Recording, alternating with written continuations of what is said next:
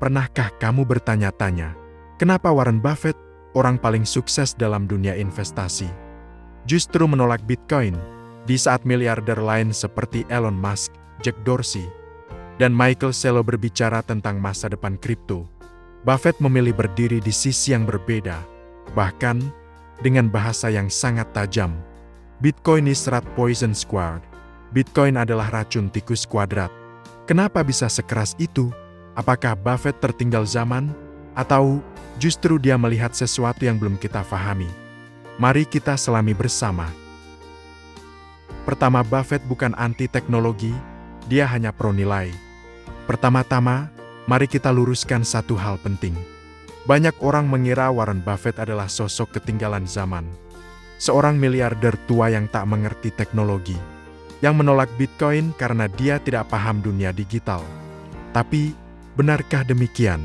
Mari kita tengok ke belakang. Buffett adalah pemegang saham terbesar Apple Inc. dan menyebut perusahaan itu sebagai bisnis konsumen terbaik di dunia.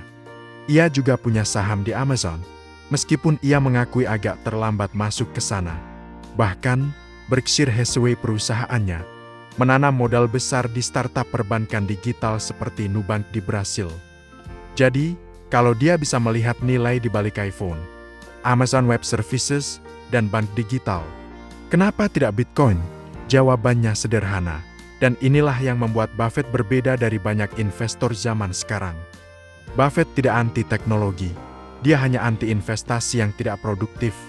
Buffett adalah seorang investor nilai. Artinya, dia tidak berinvestasi pada apa yang sedang tren, melainkan pada apa yang memiliki nilai real. Nilai yang bisa dipahami, dihitung, dan memberi hasil jangka panjang. Bitcoin, dalam kacamata Buffett, adalah sesuatu yang tidak memiliki nilai itu. Ia tidak menciptakan produk, tidak menghasilkan arus kas, tidak memiliki laporan keuangan yang bisa dianalisis. Bitcoin tidak bekerja untukmu. Ia hanya duduk di dompet digitalmu, menunggu harga naik. Bagi Buffett, itu bukan investasi, itu perjudian. Analogi yang ia gunakan sangat jelas dan tajam. Kalau kamu membeli sesuatu hanya karena berharap orang lain akan membayarnya lebih mahal di masa depan, itu bukan investasi, itu spekulasi. Bayangkan seperti ini, kamu membeli batu seharga 1 juta, hanya karena kamu percaya bahwa minggu depan ada orang yang mau membelinya 1,5 juta, lalu orang itu berpikir, saya akan jual 2 juta ke orang berikutnya. Terus berulang. Tapi suatu hari, tidak ada lagi pembeli, permainan berhenti, dan harga batu itu jatuh karena sejak awal tidak ada nilai nyata di dalamnya. Itulah yang Buffett lihat dalam Bitcoin. Ia butuh aset yang bekerja. Buffett suka bisnis yang memproduksi barang, menghasilkan layanan, dan menciptakan cash flow. Coca-Cola menghasilkan minuman, Apple menciptakan perangkat dan layanan digital. Burlington Northern menggerakkan logistik dan barang di seluruh Amerika. Mereka adalah mesin uang. Buffett tahu meskipun harga saham bisa turun naik, bisnis-bisnis ini terus menghasilkan uang di belakang layar. Setiap hari, setiap tahun, Bitcoin, ia hanya ada, tidak tumbuh, tidak bekerja, tidak produktif. Harga naik bukan karena ia menciptakan nilai, tapi karena ada lebih banyak orang yang ingin memilikinya. Ketika dunia tergoda emas digital, Buffett tetap rasional. Pada tahun 2021 sampai 2022, Bitcoin naik ke harga luar biasa. Investor retail masuk, perusahaan teknologi berlomba membeli, miliarder bersorak di media sosial. Tapi Buffett, tenang, diam, tidak tergoda. Dia berkata, saya tidak mengerti Bitcoin, dan saya tidak mau berinvestasi dalam sesuatu yang saya tidak pahami. Itulah prinsipnya sejak awal. Prinsip lama yang terbukti kuat di dunia baru. Mungkin kamu berpikir, dia tidak paham teknologi. Tapi bisa jadi sebaliknya, dia terlalu paham nilai. Di dunia yang serba cepat, serba naik turun, Buffett justru mengingatkan kita untuk melangkah pelan dan bertanya, apa nilai sesungguhnya dari sesuatu yang saya beli? Dan jika kamu tidak tahu jawabannya, maka kamu sedang berjudi, bukan berinvestasi. Jadi, Buffett bukan anti-teknologi. Ia hanya anti ketidaktahuan. Ia tidak menolak inovasi, Tapi ia menolak ikut serta dalam sesuatu hanya karena itu populer. Dan itulah pelajaran penting bagi kita. Tidak semua yang baru itu salah. Tapi tidak semua yang viral layak dimiliki. Kedua, tidak ada nilai intrinsik. Salah satu prinsip paling mendasar dalam cara berpikir Warren Buffett dan juga mitra sejatinya, Charlie Munger, adalah tentang sesuatu yang disebut nilai intrinsik. Apa itu nilai intrinsik? Sederhananya, nilai intrinsik adalah nilai sejati dari sebuah aset. Bukan nilai berdasarkan emosi, hype, atau ekspektasi pasar. Melainkan nilai berdasarkan apa yang bisa dihasilkan aset itu untuk kita di masa depan. Berapa banyak uang yang bisa ia hasilkan? Itu pertanyaan utama Buffett setiap kali ia mempertimbangkan sebuah investasi. Ambil contoh sederhana. Jika kamu membeli sebuah bisnis kecil, misalnya toko roti, kamu akan bertanya, berapa omset bulanannya? Berapa keuntungan bersihnya? Apakah pelanggan datang setiap hari? Apakah bisnis ini bisa bertahan 10-20 tahun ke depan? Dari situlah kamu bisa menghitung berapa nilai sebenarnya dari toko roti itu. Itulah nilai intrinsik. Contoh nyata dari Buffett, Coca-Cola. Buffett membeli saham Coca-Cola sejak tahun 1988. Bukan karena harga sahamnya naik turun cepat, tapi karena ia percaya pada kekuatan produk dan arus kas dari perusahaan itu. Coca-Cola menjual miliaran botol minuman setiap tahun. Ia punya jaringan distribusi yang mendunia. Setiap botol yang terjual menghasilkan keuntungan. Dan keuntungan itu dibagikan dalam bentuk dividen ke pemegang saham termasuk Buffett. Ada aliran uang nyata di balik saham Coca-Cola. Dan itu bisa dihitung, diproyeksikan, diprediksi. Real estate pun sama. Kalau kamu membeli properti untuk disewakan, setiap bulan kamu menerima uang sewa. Dan seiring waktu, nilai tanah dan bangunan pun bisa meningkat. Artinya, kamu bukan hanya menyimpan uang dalam bentuk fisik, tapi kamu memiliki aset yang bekerja untukmu. Aset yang produktif, aset yang punya nilai intrinsik. Tapi Bitcoin, Buffett melihat Bitcoin dari lensa yang sama. Dan disitulah letak masalahnya.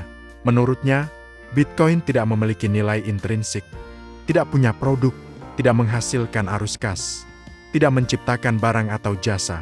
Bitcoin hanyalah kode digital yang tidak menciptakan sesuatu, kecuali harapan bahwa harga akan naik. Harga Bitcoin naik karena permintaan pasar, bukan karena nilai nyata. Bitcoin bisa naik ribuan persen dalam setahun. Tapi, kenapa? Bukan karena ia menghasilkan uang seperti bisnis, melainkan karena orang-orang bersedia membeli dengan harga lebih tinggi. Sederhananya, Bitcoin naik karena banyak yang percaya akan naik, dan turun karena kepercayaan itu hilang. Dalam dunia Buffett, itu terlalu berbahaya, terlalu spekulatif. Kamu tidak sedang berinvestasi, kamu sedang bertaruh. Buffett pernah berkata, "If you're just hoping someone else will pay more, that's not investing, that's speculation." Dan itulah yang ia lihat dalam Bitcoin. Ia tidak membenci teknologinya. Ia hanya menolak mempercayakan uangnya pada sesuatu yang tidak bisa dianalisis secara nyata. Bandingkan dengan saham Apple, kamu bisa lihat laporan keuangannya. Dengan properti, kamu bisa kalkulasi penghasilan sewanya. Tapi Bitcoin, apa yang kamu ukur? Apa yang kamu perkirakan? Charlie Munger bahkan lebih keras. Jika Buffett menyebut Bitcoin sebagai rat poison square, Charlie Munger menyebutnya sebagai kanker bagi peradaban. Baginya, Bitcoin adalah produk yang dibentuk oleh ilusi kekayaan cepat, yang terlalu berisiko bagi publik awam. Apakah mereka terlalu keras? Bisa jadi, tapi kita tidak bisa menolak kenyataan bahwa mereka berbicara dari sudut pandang pengalaman puluhan tahun dan prinsip investasi yang telah teruji di berbagai zaman. Buffett tidak menolak Bitcoin karena dia membenci teknologi. Dia menolaknya karena tidak bisa menemukan nilai nyata di baliknya. Ia bukan melawan masa depan, tapi menolak untuk menyerahkan uangnya pada sesuatu yang tidak bekerja, sesuatu yang tidak menghasilkan nilai nyata.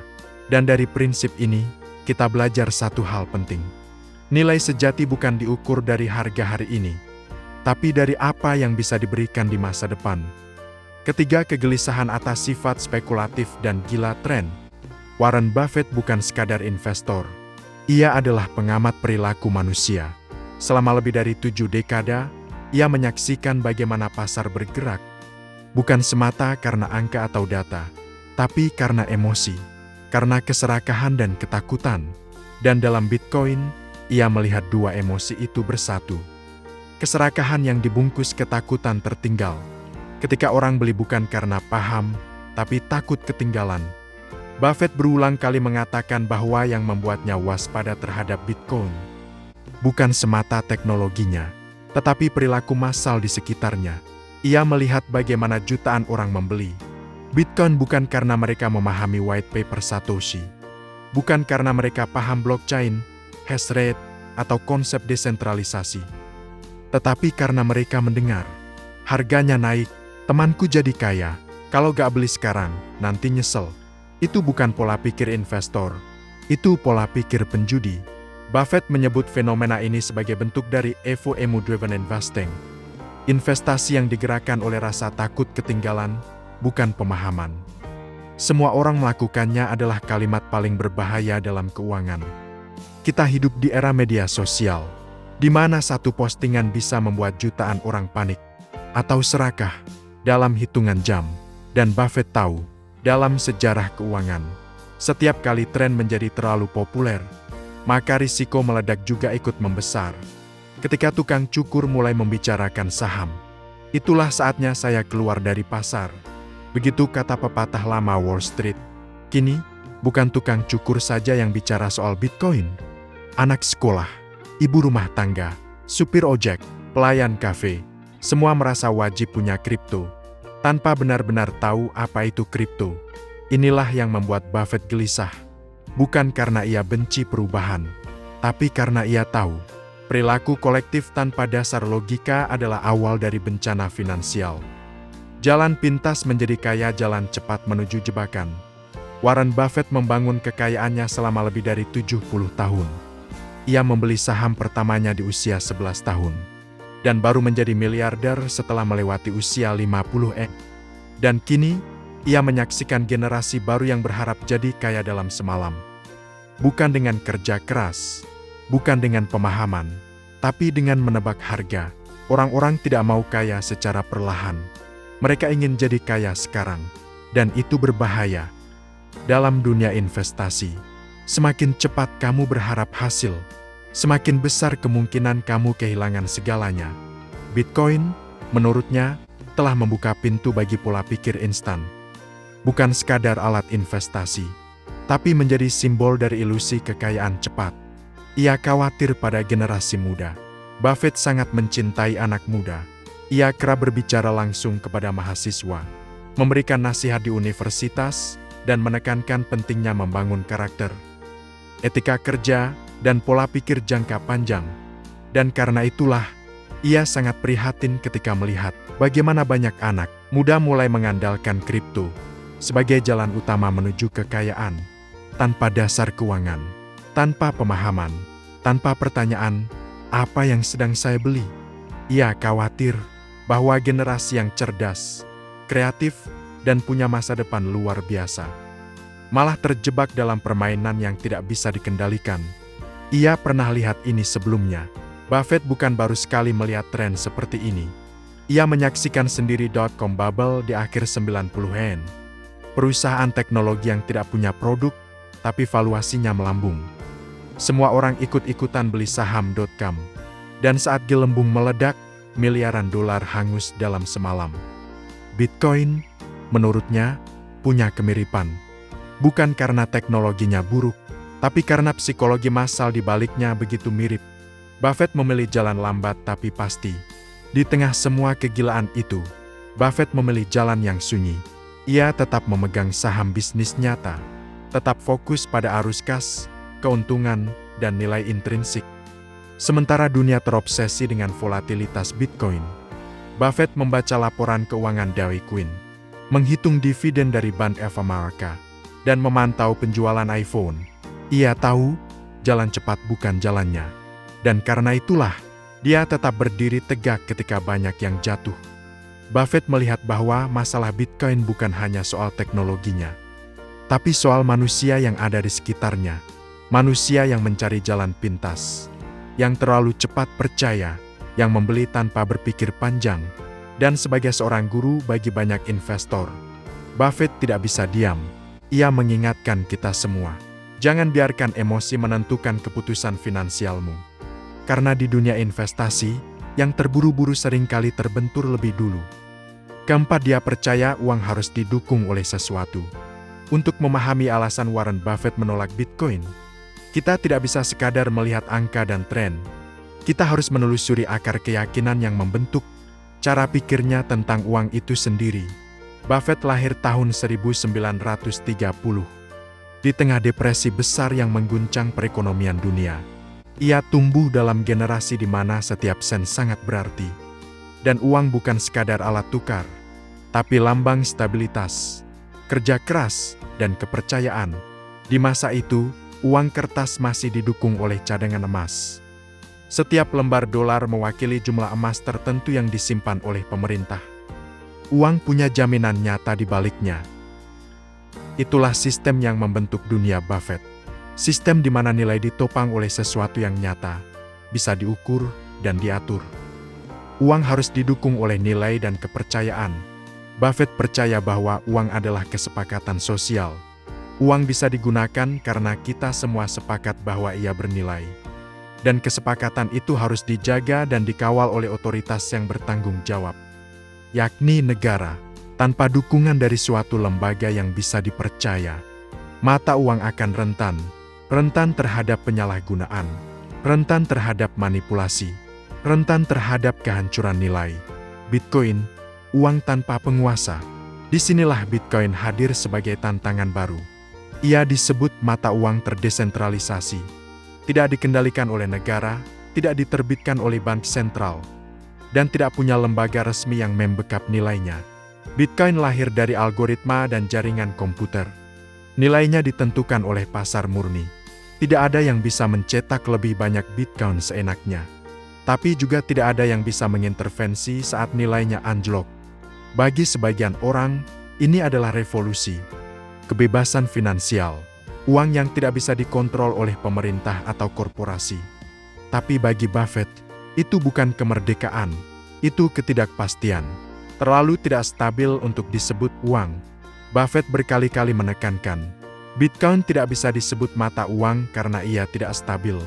Coba bayangkan, kamu beli sandwich dengan Bitcoin pagi ini seharga Rp100.000. Tapi sebelum kamu menghabiskan gigitan terakhir, harga Bitcoin naik 10%. Artinya, kamu baru saja membayar Rp110.000 untuk makanan yang sebenarnya bernilai Rp100.000, atau sebaliknya kamu menjual sesuatu, dan 1 jam kemudian nilai pembayarannya turun 15%. Dalam dunia nyata, orang butuh uang yang bisa diprediksi, yang nilainya stabil, yang bisa diandalkan untuk beli kebutuhan harian, membayar tagihan, dan merencanakan masa depan.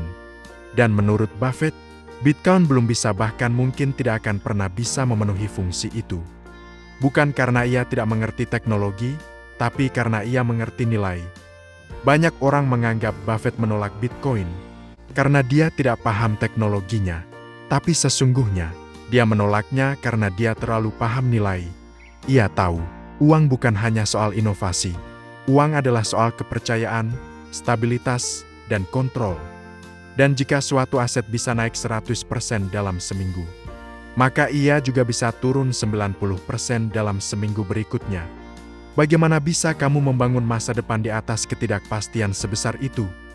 Buffett tidak ingin menyimpan kekayaannya, yang ia bangun selama lebih dari 70 tahun, di atas kode digital yang nilainya bergantung pada emosi pasar dan cuitan media sosial. Bitcoin adalah ilusi nilai. Kelima, etika investasi Buffett tidak hanya soal untung. Warren Buffett pernah berkata, "Don't invest in something you wouldn't be proud to own." Jangan investasikan uangmu ke sesuatu yang bahkan kamu sendiri tak bangga memilikinya. Kalimat ini sederhana, tapi di baliknya tersimpan prinsip moral yang sangat dalam.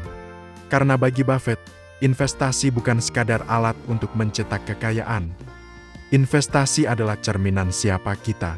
Buffett tak pernah ingin kaya dengan cara yang kotor. Dalam dunia keuangan yang semakin cepat dan seringkali membabi buta mengejar keuntungan. Buffett tetap memilih untuk berjalan perlahan, asal dengan kejujuran dan kehormatan. Ia tidak ingin hanya sekadar untung. Ia ingin memastikan bahwa uang yang ia tanam dan hasil yang ia dapatkan tidak menyakiti orang lain. Ia ingin bisa melihat anak cucunya dan berkata, "Saya membangun ini semua dari cara yang benar." Dunia kripto penuh jebakan etika. Beberapa tahun terakhir, dunia kripto memang mengguncang dunia finansial. Tapi bersama potensi dan inovasinya, juga datang gelombang masalah etika, mulai dari penipuan besar-besaran rug pull, skema Ponzi, hingga influencer yang mempromosikan token tanpa tahu apa-apa, lalu lari saat harga jatuh. Banyak investor kecil yang terjebak, menghabiskan tabungannya, dan berakhir dengan kekecewaan besar. Buffett melihat ini, dan ia tidak tinggal diam. Ia tahu, uang bisa dibangun kembali, tapi kepercayaan tidak. Dan dalam dunia yang penuh tipu muslihat, ia tidak ingin jadi bagian dari ekosistem yang keuntungannya dibayar oleh penderitaan orang lain. Integritas lebih penting daripada hasil. Bagi Buffett, ada dua pertanyaan yang selalu ia gunakan sebelum menaruh uangnya. Pertama, apakah saya mengerti bisnis ini? Kedua, apakah saya bisa mempercayai orang-orang yang menjalankannya? Kalau jawabannya tidak pada salah satunya, ia mundur. Dan dalam banyak kasus kripto, jawaban untuk dua pertanyaan itu adalah, saya tidak paham bisnisnya, dan saya tidak tahu siapa yang menjalankannya. Maka, tidak ada alasan untuk masuk. Ia melihat investasi sebagai kepemilikan moral. Ketika Buffett membeli saham Coca-Cola, Apple, atau American Express, itu bukan hanya karena mereka menghasilkan uang, tapi karena ia percaya pada misi perusahaan itu. Percaya pada dampak sosialnya, percaya pada nilai-nilai yang dipegang para pemimpinnya. Ia tidak hanya ingin kaya, ia ingin kaya dengan cara yang bisa dipertanggungjawabkan. Saya tidak ingin menjadi bagian dari dunia itu. Dunia yang ia maksud, bukan dunia teknologi, bukan dunia masa depan, tapi dunia tanpa prinsip. Dunia di mana uang menjadi tujuan tunggal, di mana spekulasi dianggap cerdas, di mana integritas dijual murah, asal portofolio naik. Buffett menolak jalan pintas. Ia menolak jadi kaya dari kebingungan orang lain. Ia menolak investasi yang akan membuatnya merasa bersalah jika suatu hari cucunya bertanya, "Kakek, bagaimana kamu bisa menjadi orang terkaya?" Kita hidup di masa di mana angka seringkali lebih dihormati daripada nilai, di mana grafik bisa membuat orang buta, dan persentase keuntungan bisa menghapus empati. Tapi Buffett mengingatkan kita, yang kamu miliki hari ini bukan hanya uang, tapi reputasi. Dan kalau kamu kehilangan uang, kamu masih bisa mencari lagi. Tapi kalau kamu kehilangan kepercayaan, semua yang kamu bangun bisa runtuh dalam sekejap. Buffett tidak menolak kripto karena takut perubahan, tapi karena ia tidak ingin ikut dalam permainan yang ia rasa tidak benar. Ia memilih jalan yang mungkin membosankan, yang mungkin lambat, tapi juga bersih, jelas, dan bisa dibanggakan. Kekayaan sejati bukan diukur dari berapa banyak kamu punya, tapi dari cara kamu mendapatkannya. Tapi, apakah Buffett benar-benar salah? Banyak orang, terutama generasi muda dan komunitas kripto, menganggap Warren Buffett ketinggalan zaman. Mereka menyebutnya kolot, anti teknologi, bahkan menyindir bahwa ia hanya cocok berinvestasi di perusahaan-perusahaan tua seperti kereta api dan minuman soda. Tapi mari kita bertanya secara jujur, benarkah Buffett tidak paham? Atau justru, kita yang belum memahami cara berpikirnya? Ia tidak anti teknologi, ia pro nilai. Salah satu kesalahpahaman terbesar tentang Buffett adalah bahwa dia anti inovasi. Padahal, faktanya, justru sebaliknya. Buffett adalah pemegang saham besar di Apple, perusahaan teknologi terbesar dunia. Ia juga punya saham di Amazon, meskipun sempat ragu di awal. Ia bahkan membeli saham Taiwan Semiconductor Manufacturing Company (TSMC), jantung industri chip dunia. Dan yang sering dilupakan orang adalah, Buffett juga berinvestasi di Nubank, sebuah bank digital dari Brasil, yang melayani puluhan juta pengguna. Dan yang menariknya, Nubank menyediakan layanan jual-beli kripto. Buffett tidak beli Bitcoin-nya, tapi beli bisnisnya. Lalu, apa bedanya? Buffett tidak membeli Bitcoin. Ia tidak menyimpan BTC di portofolionya. Tapi ia membeli saham Nubank, perusahaan yang menjalankan model bisnis berbasis teknologi finansial. Artinya, Buffett tidak anti terhadap dunia yang sedang berubah. Ia tidak menutup mata terhadap kenyataan bahwa dunia kini bergerak ke arah digitalisasi. Ia justru mendukung ekosistemnya, asal ada bisnis nyata di baliknya. Ini penting, Buffett tidak sedang menolak masa depan. Ia hanya memfilter yang mana teknologi yang menghasilkan nilai, dan yang mana hanya sekadar tren kosong. Jadi, apakah Buffett salah karena tidak membeli Bitcoin? Mungkin secara jangka pendek ia kehilangan momen. Tapi Buffett tidak tertarik jadi kaya karena spekulasi. Ia ingin jadi kaya karena pemahaman. Dan saat orang lain menari di atas volatilitas, Buffett tetap duduk tenang, membaca laporan keuangan, dan menghitung nilai sejati dari sebuah bisnis. Investasi bukan tentang kecepatan, tapi tentang arah. Lebih baik lambat tapi jelas, daripada cepat tapi buta. Jadi hari ini, apapun yang kamu pilih, saham, kripto, emas, atau bisnis, pastikan kamu memahaminya. Karena seperti kata Buffett, risk comes from not knowing what you're doing. Jangan lupa like, subscribe, dan bagikan jika konten ini bermanfaat. Mari belajar bersama dari orang yang telah membuktikan bahwa prinsip lebih kuat dari uang.